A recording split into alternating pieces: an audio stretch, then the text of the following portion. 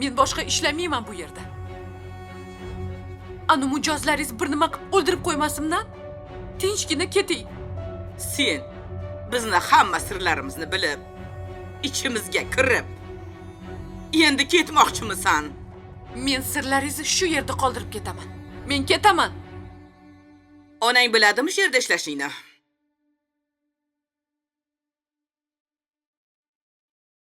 Sharmandayni chiqazaman.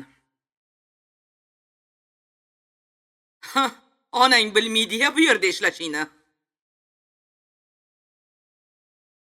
Unga kechki sexda ishlayapman deb aldab kelgansan, to'g'rimi?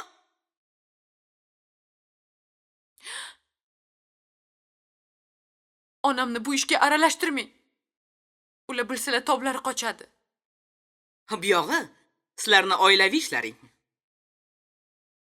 Men senga boshidan aytganman.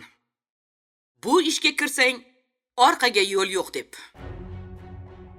Hammasiga chidab, ko'nib ishlaysan. Xo'pmi? Menga tegijonli qilmoqchi bo'lishsa ham indamay turavermayman-ku. Kerak bo'lsa kulib turasan, tushundingmi? Mijoz har doim haq degan gap bor.